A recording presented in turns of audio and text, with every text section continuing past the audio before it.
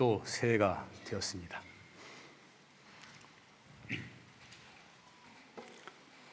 나이가 드니까 한 해가 너무 빨리 가는 것 같아서 나이만 먹고 공부는 안 되고 참 부끄러운 마음입니다.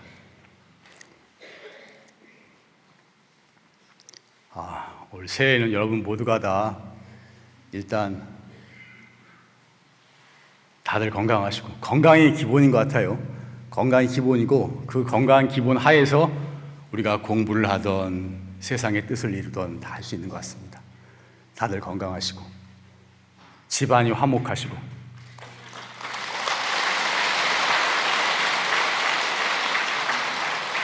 박수는 축원 다 끝난 다음에 해야 되는데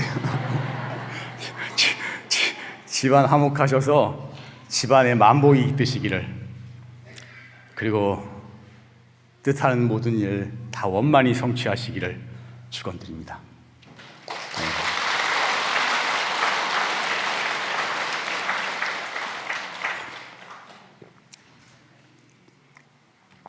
제가 이 말을 안 하려고 했는데, 개인적으로 제가 이 법회에서 법문한 게 만으로 8년이 넘어갑니다. 원래 한 1년 정도만 하고 끝내려고 했었는데 그런데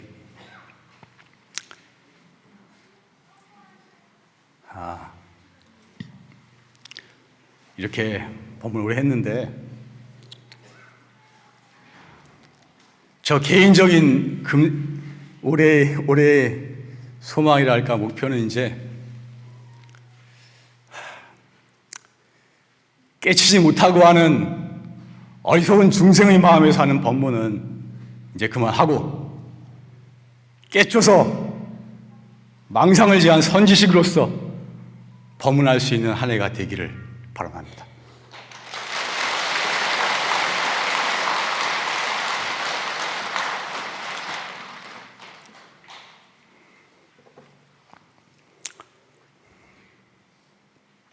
아직은 못 깨쳤으니까 중생심에 입각한 법문을 이번 달도 또 해야 될 것 같습니다.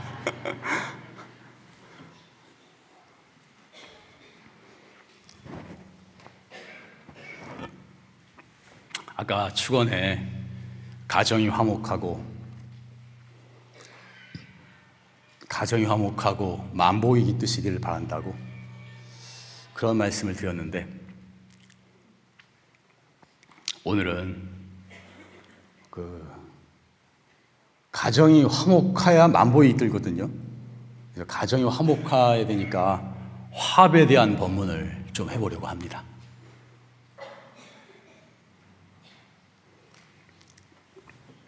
우리 예불문에 보면 승가야중이라는 말이 나오죠. 승가야중, 시방삼세 제망차례, 상주일체, 불타야중, 달마야중, 승가야중 이렇게 되어 있습니다. 근데 승가야중은, 승가라는 말이 원래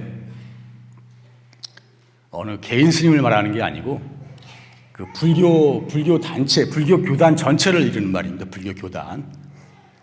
그래서 원래 대승불교에서는 승가에 비구 비구니만이 아니고 우바세 우바니, 그러니까 이제 신심 있는 남자 신도나 여자 신도까지도 포함을 했었어요. 대승불교에서는.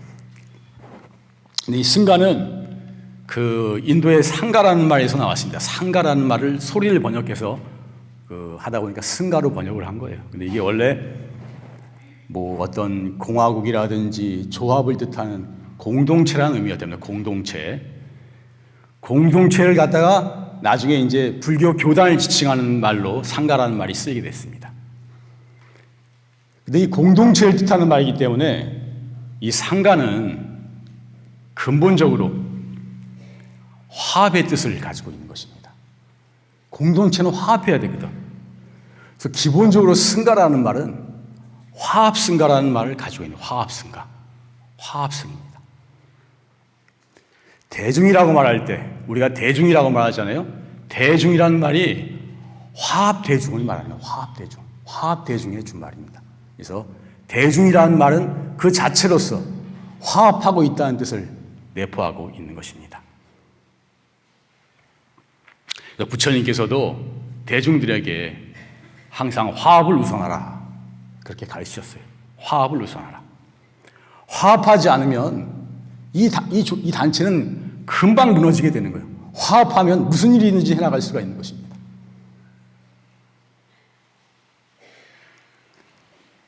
스님 세계는 물론 그렇지만, 승단도 그렇지만 가정도 마찬가지인 것입니다. 가정도 화합하지 않으면,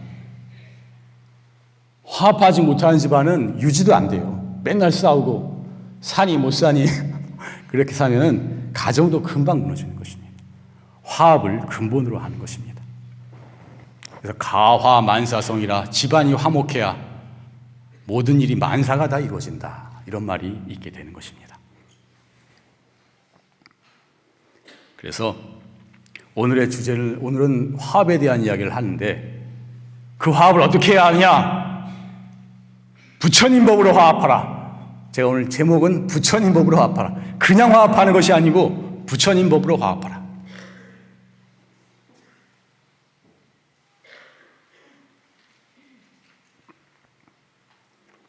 행복하기 위해서는 특히 가까운 사람하고 잘 지내야 됩니다. 멀리 있는 사람은, 이게 여러분들 많아도 사실은 여러분들이 무슨 말 해도 사실 저한테 큰 영향은 없어요. 하지만 같이 매일 가까이 얼굴 보고 사는 사람은 저에게 하는 말이 영향을 많이 미치게 되는 것입니다.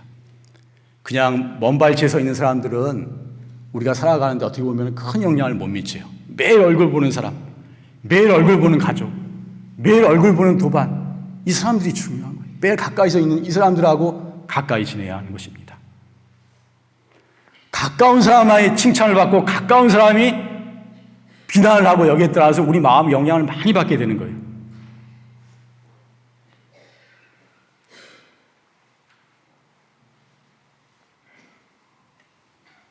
매일 우리가 가족을 얼굴을 보고 매일 옆에 도반을 얼굴을 보면 그 매일 얼굴 보는 사람이 얼마나 소중한 인연이겠어요. 그 소중한 인연을 잘 갖고 나가야 하는 것입니다.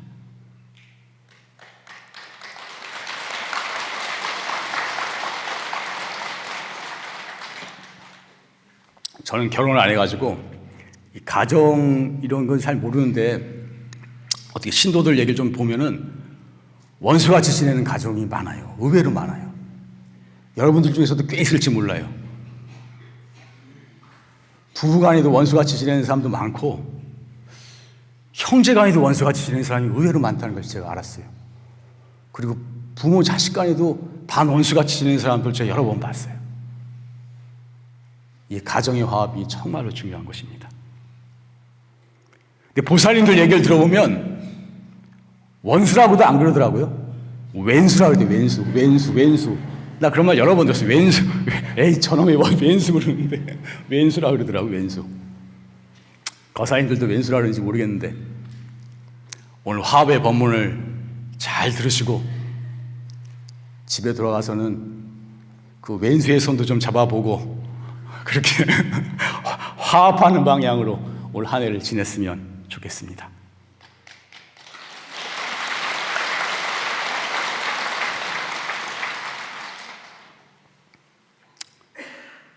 사실 우리가 가까울수록, 첫째로 가까운 사람하고 잘 지내려면 가까울수록 예의를 지키고 존중해줘야 하는 것입니다.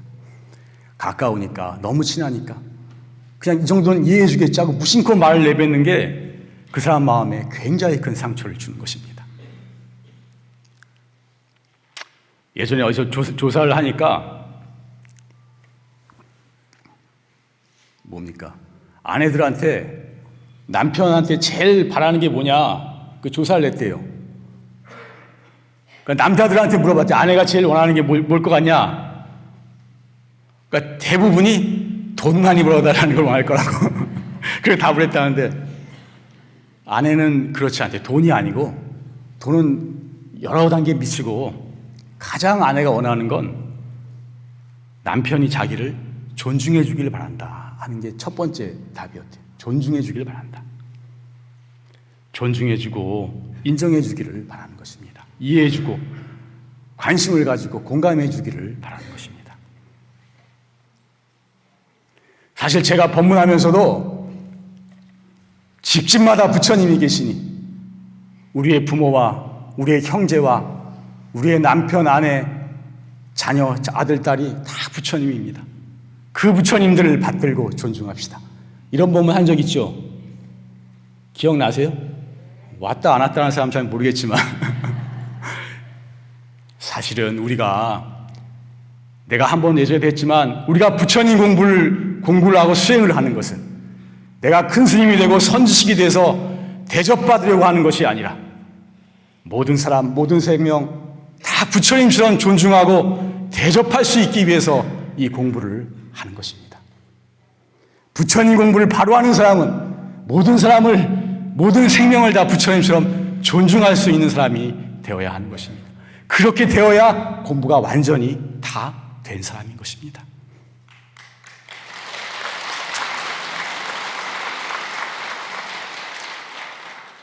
그래서 제가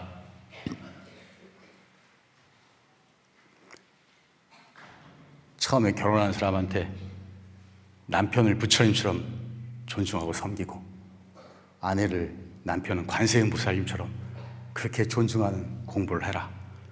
그게 얼마나 큰 공부고 수행인지를 아는가, 그런 얘기를 종종 합니다. 그래서 부부가 서로 존중해야지 가정이 바로 서는 거예요. 일단 부부가 존중하고 부모와 자식 간에도 존중하고 형제 간에도 서로 존중해야 하는 것입니다. 윗사람도 물론 존중해야 되지만 자기 자식이 잔치라기라고 해서 절대로 함부로 대해서는 안 되는 것입니다. 바르게 인도하기 위해서 때로는 엄격함이 필요하기도 하지만 근본은 존중하는 마음의 바탕 하에서 대해야 하는 것입니다. 모두가 부처님이기에.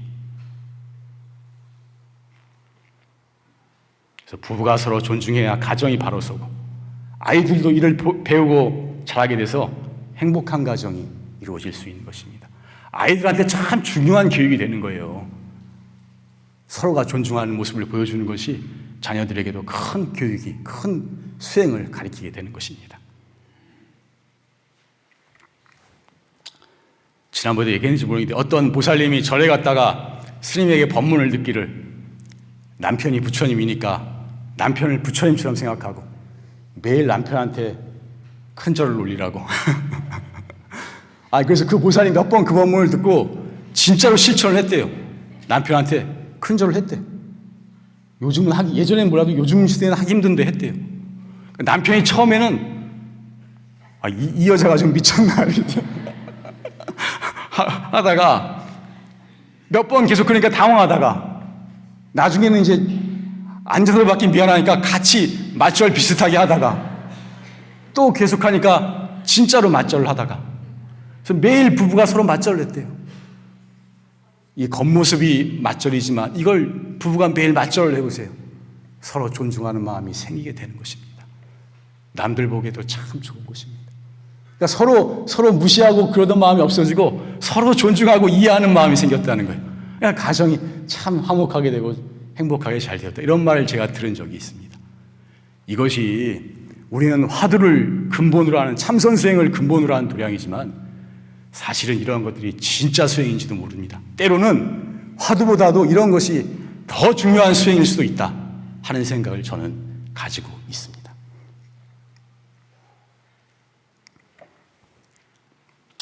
따라해 봅시다. 부부가 서로 존중해야 가정이 바로 선다. 아이들도 이를 보고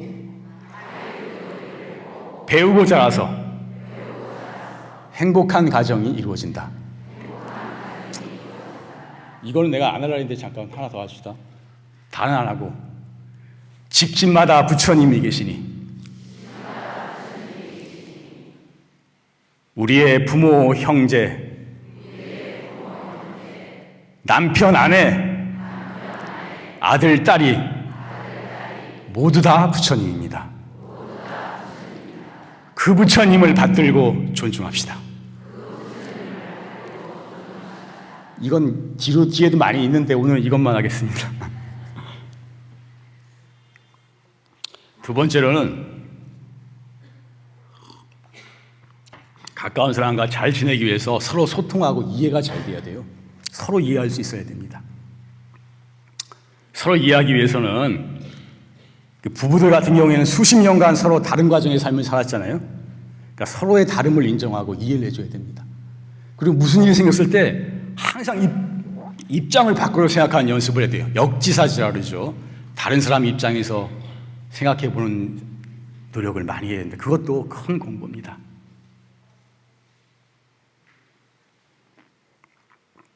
그래서 소통이 잘 되고 이해가 잘 되기 위한 방법으로, 소통을 잘하는 방법으로 가장 중요한 것이 뭐냐? 저는 가장 중요한 것이 잘 들어줘야 된다고 생각해요. 잘 들어줘야 돼요. 남의 말을 잘 들어줘야 됩니다. 상담할 때도 다른 사람이 어려움이 있어서 상담하러 오면 상담하는 사람 말 안 듣고 내 말만 하면은 내가 열심히 얘기를 잘해서 하면은 설득이 잘 될 것 같죠? 아닌 것입니다.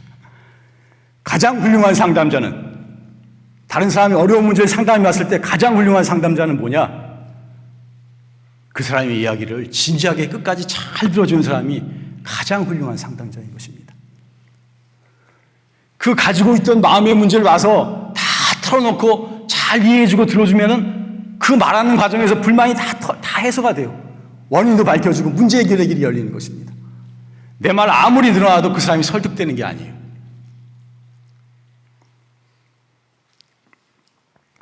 지난번에 어디로 내 통계로 나왔는데 협상을 잘해서 협상에서도 성공하는 사람이 어떤 사람이냐? 통계를 보니까 자기 말을 잘하는 사람이 협상에서 성공하지 않아요.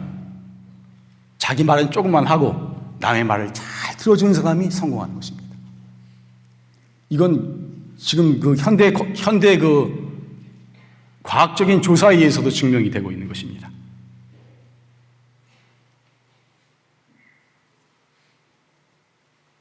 부처님은 경청의 달인이죠. 경청의 달인. 잘 들어주는데 잘 들어주기로 부처님만 한 분이 없는 것입니다. 남의 말 잘 들어주기로 부처님만 한 분이 없는 거예요. 경전을 읽어보면 부처님이 얼마나 경청의 달인이었는가 하는 것을 느낄 수가 있습니다. 경청의 달인.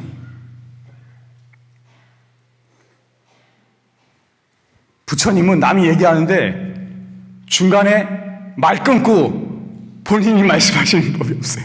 이 경전을 잘 읽고 절대 그런 일 없습니다. 끝까지 잘 들어줘요. 잘 들어주고 그냥 건성으로 듣는 게 아니에요. 잘 들어준다는 게 다른 사람 말할 때까지 그냥 듣고만 있는 게 아니에요. 진지하게 공감하는 것입니다. 그 사람 말에 공감하고 내용이 묻는 말에 대해서 이런 뜻이냐고 물어보고 질문도 던지면서 그 사람 말 이해하는 것입니다. 그리고 마지막에 부처님 가면 요약을 합니다. 이러한 뜻으로 이런 말을 했느냐 하고 다시 물어요. 그만큼 잘 들었다는 거예요. 다 들은 다음에 부처님은 당신 말씀을 하시는 것입니다. 어떤 사람이 찾아와서 화를 내고 부처님을 욕을 하려고 찾아와도 부처님은 중간에 그 사람 말을 끊은 적이 없어요. 끝까지 잘 들었던 것입니다. 끝까지 잘 들고 진지하게 들었던 것입니다. 그리고 나서 당신 하실 말씀을 던지신 것입니다. 그렇기 때문에 그렇게 화가 나고 부처님에 대해서 감정이 안 좋았던 사람도 부처님을 뵙고 나면 다 화가 풀리고 설득이 되었던 것입니다. 단지 부처님이 말씀을 잘하고 설득을 잘 시키고 그래서 그런 것이 아니고 당신이 다른 사람의 말을 진지하게 끝까지 잘 들어줬기 때문입니다. 여러분이 다른 사람 말을 진지하게 끝까지 잘만 들어줄 수 있어도 올해 공부가 굉장히 많이 된 것이라는 것을 알 수가 있을 것입니다. 이 남의 말을 잘 들어준 사람이 사실은 인격자이고 공부가 된 사람인 것입니다. 다른 사람 말하는데 중간에 말 다 끊고 자기 말만 하는 사람은 공부 하나도 안 된 사람이에요. 선방에 20년, 30년 앉아 있어도 저는 그 공부 전혀 됐다고 생각 안 합니다. 앉아서 나름대로 화두가 좀 되는 것 같다. 내가 공부가 잘 되는 것 같다. 내가 성성적적하다. 웃기지 않는 소리입니다. 자기 평소 생활에 자기 모습이 어떠한지를 한번 반성을 해보십시오. 공부가 됐다면 평소 생활에 인격에서 드러나야 하는 것입니다. 인격에서 드러나지 않고 앉아서 잘 된다. 어림없는 공부예요. 그 절대로 말도 안 되는 공부라고 저는 생각을 하는 것입니다. 인격에서 우러나 풍기지 않으면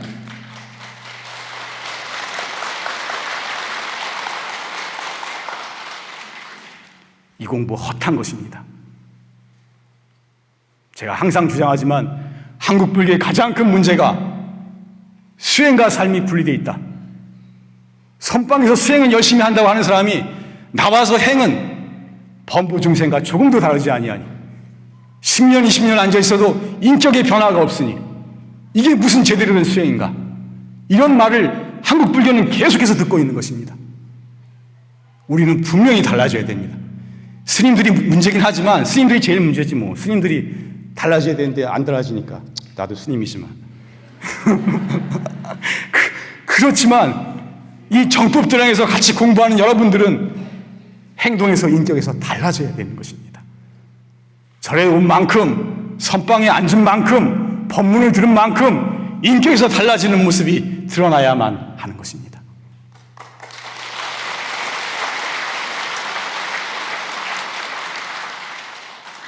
나는 사실 지금 하는 말이 준비해온 말이 아니거든요. 하다 보면 내 평소 소신이 자꾸 나오는데 오늘 하려고 한 얘기는 엄청 많은데 이거 한 절반이라도 줄여야 될 것 같아요. 지금 너무 많이 해도 지겨우니까.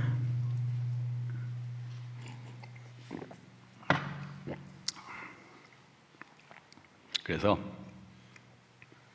부처님은 깨달음에 이르는 길로서 팔정도를 이제 팔정도 아시죠? 지금 우리는 다 화두 참선을 하고 있지만 부처님 당시에 화두를 가르치는 건 아니고 팔정도를 팔정도 8가지 바른 길이 있다. 깨달음에 이르는 그 팔정도에 뭐가 들어가냐면은 정어가 들어간다. 말할 어자 정어 바르게 말한다. 바르게 말한다는 게 들어가는 것입니다. 이 바르게 말한다는 것은 바르게 듣고 바르게 표현하는 것을 다 가리키는 것입니다. 이 팔정도 바르게 우리가 잘 듣고 잘 바르게 표현할 수만 있으면 말만 표현만 잘할 수 있으면 우리 인생에 일어나는 인간관계의 문제는 한 80%는 해결되지 않을까 싶어요. 이 팔정도 바르게 말하는 것이 팔정도는 사실 우리가 부처님같이 깨달음에 이르는 길이면서도 정말 부처님이 되어야만 이런 길을 행할 수 있지 않을까 하는 생각을 하는 것입니다. 그래서 우리가 듣는 것도 잘 들어야 되고 표현도 잘해야 돼요. 제가 표현을 잘하자 그러니까 말을 잘하자니 말 표현을 뭐 미사여구를 하고 술술 청산유수같이 잘하고 그런 말이 아닙니다. 제가 표현을 잘하지 않은 것은 진심을 담아서 자신의 마음을 진심을 담을 말을 갖다가 말투가 떠듬떠듬하고 어눌하더라도 진심을 담아서 그 말을 표현할 수 있어야 하는 것입니다.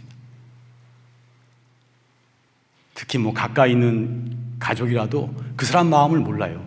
내 속마음 이러니까 알아주겠지 이렇게 생각하면 안 됩니다. 표현할 건 해야 돼요. 미안하다, 고맙다, 사랑한다 이런 좋은 말들은 진심을 담아서 표현할 줄 알아야 하는 것입니다. 그래서 부처님은 제가 정의를 내리기를 부처님이란 어떤 분이냐?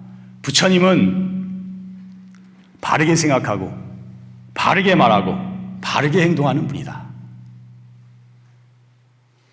부처님의 정의는 여러 가지로 내릴 수 있지만 제가 가장 자주 내리는 정의는 부처님은 바르게 생각하고 바르게 말하고 바르게 행동하는 분입니다.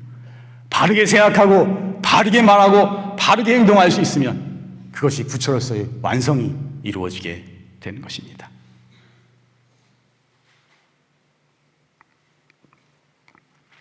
따라해 봅시다. 부처님은 바르게 생각하고 바르게 말하고 바르게 행동하는 분이다. 바르게 생각하고 말하고 행동하는 것은 부처가 되는 길이며 부처님이 행하는 길이다.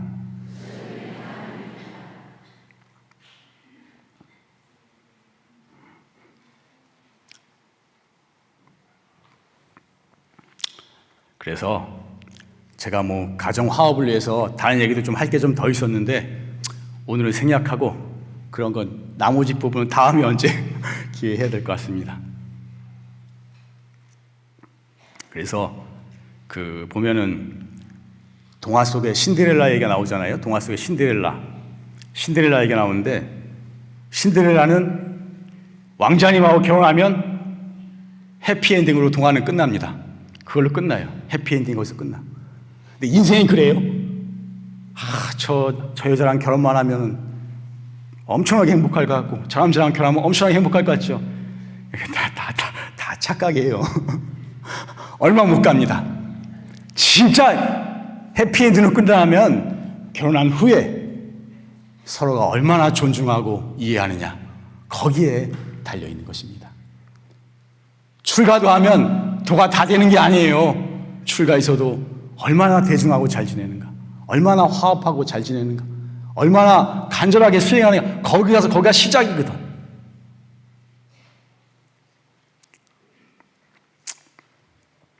그래서 오늘 제가 서로 존중하고 서로 이해하면서 소통하고 그렇게 해서 화합을 해야 된다, 이런 말씀을 드렸습니다.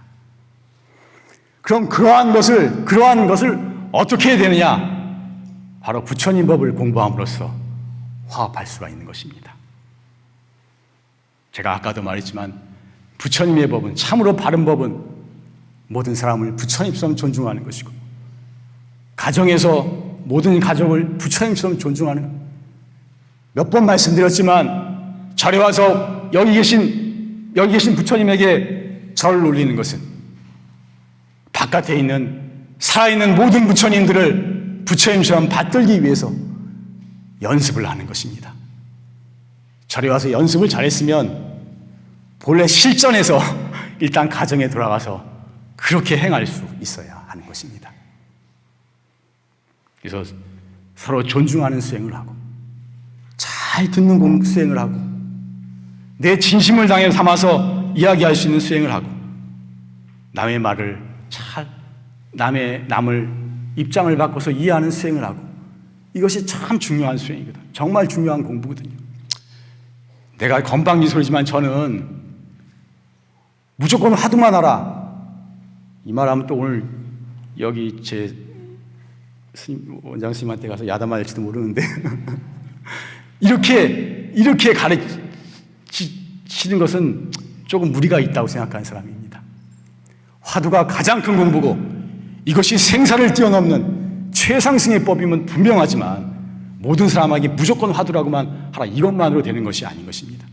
사실은 우리 생활 속에서 이 실천하는 것이 사실은 더 중요한 수행일 때가 많은 것입니다. 저는 그렇게 생각하고 있고, 물론 수행자니까 화두도 열심히 해야 되겠죠. 네, 그렇게 생각하고 있습니다. 서로를 존중하는 수행을 하고, 잘 듣고 진심을 담아서 말하는 수행을 하고, 다른 사람을 이해하는 수행을 하고, 가족도 사랑하지만 너무 집착해서 올가매지 않는 그런 수행을 하고, 부처님 법을 공부함으로써, 부처님 법을 수행함으로써 가정이 화합할 수가 있는 것입니다. 스님들은 수행자니까 특히 스님들은 수행으로서 화합해야 하는 것입니다.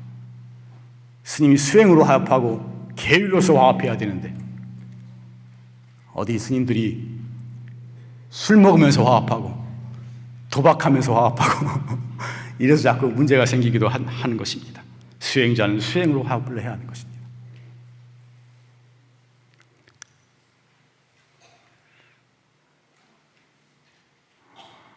가족들이 다 같이 절에 와서 같이 부처님께 절하고 기도하고 법문을 듣고 선방에서 정진도 하고 좋은 절 명산대 차례 다니면서 순례도 하고, 아시는 스님이 있으면 찾아가 인사도 드리고 차도 한잔 마시고, 이러면서 가족이 다 화합을 해야 하는 것입니다. 화합을 하는 그 중심에 부처님 법이 서 있어야 하는 것입니다. 여러분들은, 이 용화사 오신 모든 신도님들은 반드시 가족들을 다 불법으로 인도해야 하는 것입니다.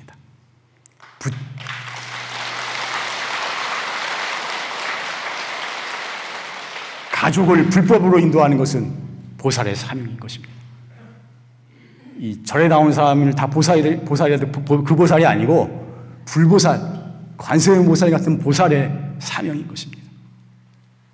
전 여러분들이 남자건 여자건 이 중에는 사실 전생 인연으로 보면 출가할 분들도 많지만 출가를 안 하고 세속에 몸담고 있는 것은 그 가족과고 인연이 깊기 때문이거든. 왜 그 가족의 인연이 깊으냐? 깊어서 몸담고 있냐?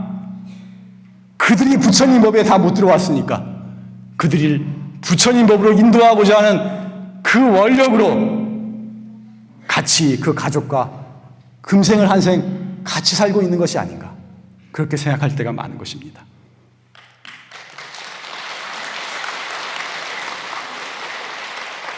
그래서 여러분들, 보살이 세속에 떨어지는 것은 자신을 위해서 그런 것이 아니고 자신의 욕심을 위해서 하는 것이 아니고 인연 있는 중생 바른 법으로 인도하기 위해서 하는 것이다 그러셨으니 가족들 한 사람도 빠지지 말고 부처님 법으로 인도하시기를 바랍니다.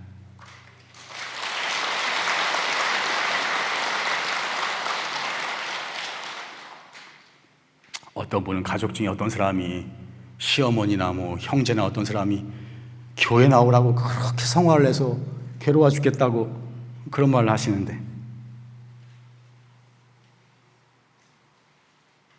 그런데 제가 진짜 말씀드리고 싶은 것은 이런 때 우리가 양보해야 할 것과 양보하지 말아야 할 것이 있는 것입니다.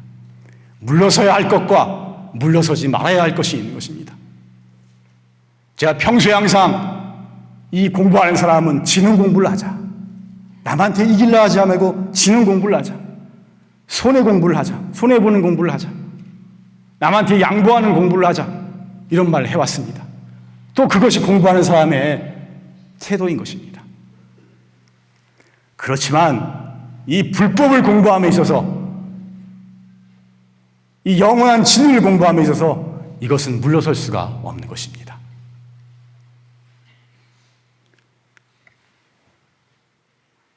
세상의 이해관계라 돈 좀 손해보는 거, 내가 좀 뭐 여러 가지로 미치는 거, 이런 건 양보를 하세요. 그건 양보를 하는 게 공부하는 사람의 길인 것입니다.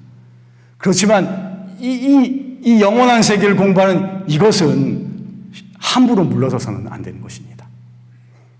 일시적으로 좀 물러서는 것 같아도 절대로 끝까지 물러서서는 안 되는 것입니다. 영 가족 중에 누가 교회를 나오라고 막 성화를 하면은 영 안 되겠으면 한두 번은 가보세요. 한두 번 가보는 게 괜찮으니까 한두 번 가보시고, 내가 그러면 교회 두 번, 세 번 갈 테니까 용화사 한 번이라도 가서 법문을 들어보자, 이렇게 데려와 보세요. 교회 가서 목사님 설교를 듣고 용화 가서 이 법문을 듣고, 그러면 지성이 있는 사람이라면, 생각이 조금이라도 있는 사람이라면 어느 쪽이 더 진리에 가까운가 본인이 판단하라고 하십시오. 저는 자신 있습니다.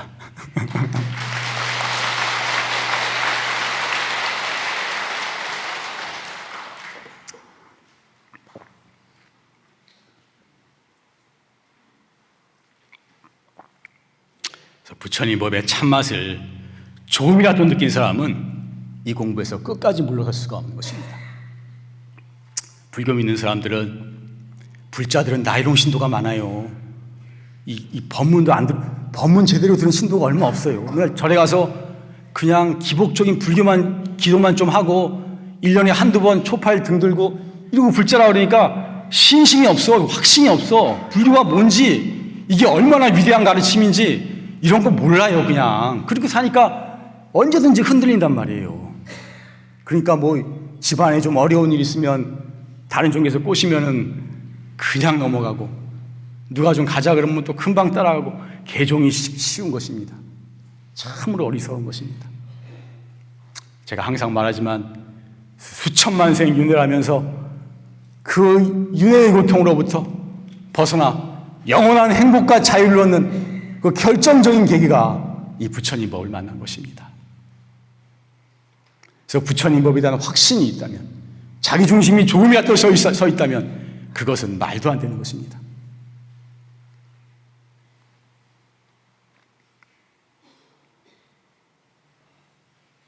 그렇기 때문에 법문을 자주 들어야 돼요.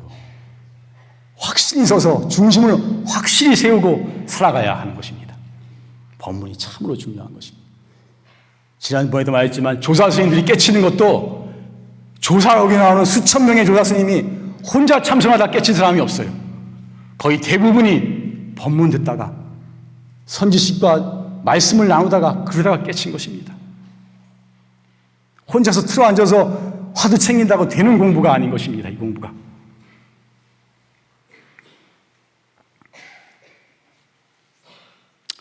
지장부살림 원력에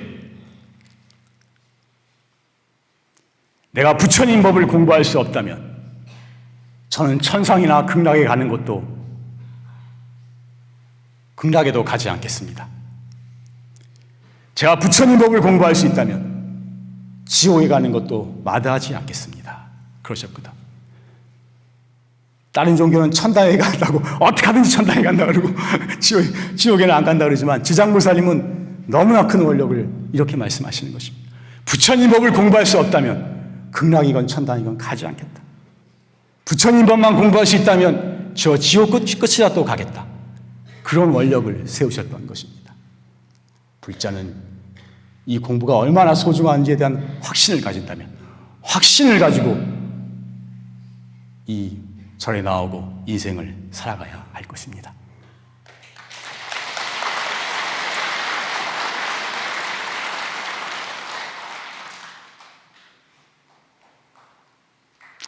따라해 봅시다. 부처님 법의 참맛을 조금이라도 느낀 사람은 이 공부에서 끝까지 물러나지 않는다. 그리고 한 가지 또 말씀드릴 것은 시간이 많이 지났지만 타종교인들은 불교를 비난하고 뭐 사탄이라 그러죠. 나도 그런 말 많이 들었는데 사탄이라 그러고 비난하고 배타적으로 많이 나옵니다. 그러나 우리 불자들은 타종교를 배타하고 비난하지 말아야 하는 것입니다. 설사 가족 중에 그런 사람이 있더라도 우리는 그 사람을 이해해 줘야 돼요. 우리는 같이 비난하고 배타적으로 나가면 안 되는 거예요. 우리는 그 사람을 이해해 주고 신앙심이 워낙 깊으니까 그렇게 했구나. 교회에서 그렇게 인정을 받으려니까 그렇게 했구나. 이렇게 인정을 해주고 이해를 해주고 너그러운 마음으로 그리고 또 이 부처님 공부 열심히 하면서 스스로 인격이 달라지면 결국은 다른 사람도 다 부처님 법에 귀의하게 되지 않을까. 저는 그렇게 생각을 하는 것입니다.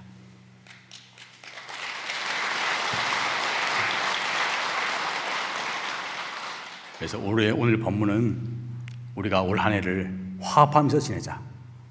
가족하고도 화합하고 도반하고도 화합하고 가까이 있는 사람하고 항상 화합하면서 지내자. 그 화합의 중심에는 서로를 존중함이 있고 서로를 이해하고 서로를 소통함이 있다. 그 중심에는 또한 부처님 법이 있다. 이렇게 부처님 법으로 화합하는 한 해를 보내면서